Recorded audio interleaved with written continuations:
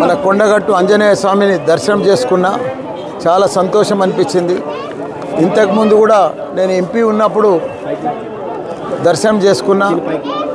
ఆయన ఆశీర్వాదంతో మంత్రి కూడా అయినా, మా కేసీఆర్ గారి ఆశీర్వాదంతో ఇప్పుడు మళ్ళా ఎమ్మెల్యే అయినా మళ్ళీ దర్శనం చేసుకున్నా. ఈరోజు చొప్పదండికి మన ఎంపీ ఎలక్షన్ల ప్రచారానికి వచ్చిన.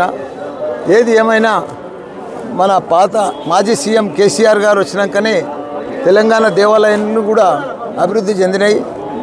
గత ప్రభుత్వాలు ఉండే చాలా ప్రభుత్వాలు వచ్చినాయి పోయినాయి, కానీ కొండగట్టు ఆంజనేయ స్వామిని ఎవరు కూడా పట్టించుకోలే. ఇప్పుడు 100 కోట్లు కూడా రిలీజ్ చేసి అన్నీ కూడా కోనేరు కానీ ఇవన్నీ కూడా పనులన్నీ కూడా జరిగినాయి. ఇంకా 500 కోట్లు కూడా రిలీజ్ చేసిండు. ఇప్పుడున్న ప్రభుత్వానికి కూడా ఆ ఫండ్స్ కూడా రిలీజ్ చేసి పెద్ద ఎత్తున ఇది చాలా పుణ్యక్షేత్రం, పెద్ద క్షేత్రం.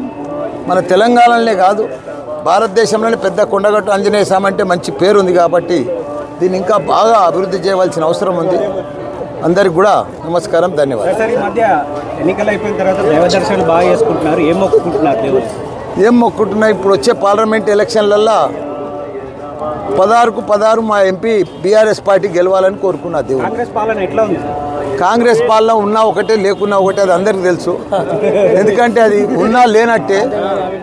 56 ఏళ్ళు కూడా వాళ్ళు దేశాన్ని మన తెలంగాణను కూడా పరిపాలించారు. ఎప్పుడు కూడా వాళ్ళు న్యాయం చెయ్యరు కూడా. ప్రజలకు కూడా తెలుసు. తొందరలోనే ఇప్పుడు 50 రోజులలో 50 వేషాలు అయినాయి. ముందు కూడా ఏం జరగదు, అది అందరికి తెలిసిన విషయమే.